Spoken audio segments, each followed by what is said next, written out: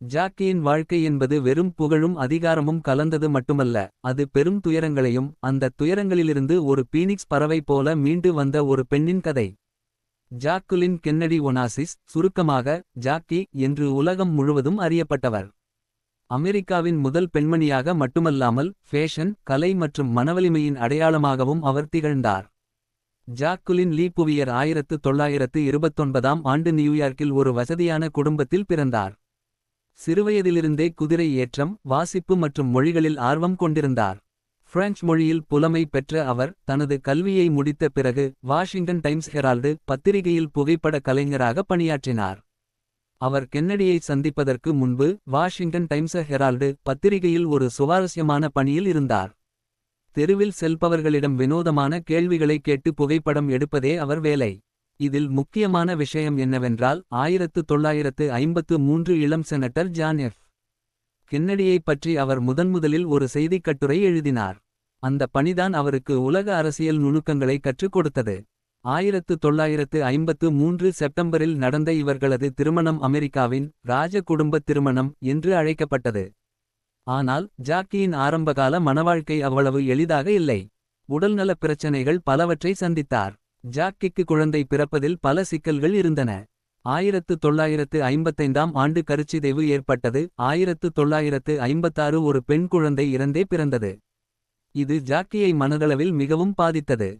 கணவர் ஜான் அரசியலில் மும்முரமாக இருந்ததால் ஜாக்கி பெரும்பாலும் தனிமையையே உணர்ந்தார். ஆனாலும் ஜானின் அரசியல் வெற்றிக்கு ஜாக்கியின் பிரெஞ்சு மொழிப் புலமையும் அவரது வசீகரமும் பெரும் பலமாக அமைந்தன. 1961ஆம் ஆண்டு ஜான் அதிபரானபோது ஜாக்கிக்கு வெறும் 31 வயது. அமெரிக்க வரலாற்றில் மிக இளம் வயது முதல் பெண்மணிகளில் இவரும் ஒருவர். ஜாக்குலின் வெள்ளை மாளிகையை சீரமைத்தார். அவர் அங்கிருந்த பழைய மற்றும் உடைந்த தளவாடங்களை நீக்கிவிட்டு அமெரிக்க வரலாற்றை பறைசாற்றும் கலைப்பொருட்களை சேகரித்தார்.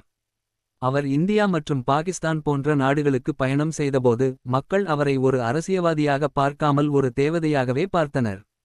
குறிப்பாக 1962ஆம் ஆண்டு அவர் இந்தியா வந்தபோது அன்றைய பிரதமர் ஜவஹர்லால் நேருவுடன் அவர் எடுத்துக்கொண்ட புகைப்படங்கள் இன்றும் பிரபலம். ஜாக்கியின் வாழ்க்கையில் மிகப்பெரிய திருப்புமுனை டல்லாஸ் நகரில் நடந்த ஜான் எஃப். கென்னடியின் படுகொலை. டல்லாஸ் நகரில் ஜானுடன் காரில் அமர்ந்து ஊர்வலம் சென்றபோது ஜானின் தலை ஜாக்கியின் மடியிலேயே சாய்ந்தது. அந்த துயரமான நிமிடங்களில் ஜாக்கி சிதறவில்லை.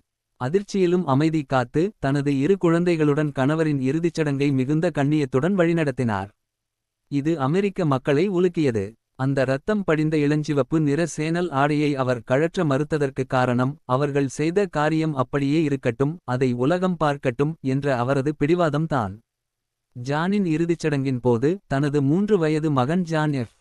கென்னடி ஜூனியரை தனது தந்தையின் சவப்பெட்டிக்கு சல்யூட் செய்ய வைத்த காட்சி ஒட்டுமொத்த அமெரிக்காவையும் அழ வைத்தது. 5 ஆண்டுகள் கழித்து 1968ஆம் ஆண்டு அவர் தனது மைத்துனர் ராபர்ட் கென்னடியையும் இழந்தார். தனது குழந்தைகளுக்கு அமெரிக்காவில் பாதுகாப்பு இல்லை என்று உணர்ந்த ஜாக்கி கிரேக்க கப்பல் அதிபர் அரிஸ்டாட்டில் ஒனாசிஸை மணந்தார்.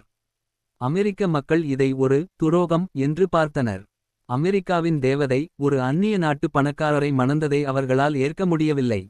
ஆனால் ஜாக்கிக்கு அது ஒரு பாதுகாப்பான புகலிடமாக இருந்தது.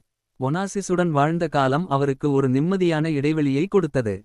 ஒனாசிஸின் மறைவுக்குப் பிறகு அவர் மீண்டும் நியூயார்க்கிற்கு திரும்பினார். 1994ஆம் ஆண்டு புற்றுநோயால் பாதிக்கப்பட்ட அவர் தனது 64வது வயதில் காலமானார்.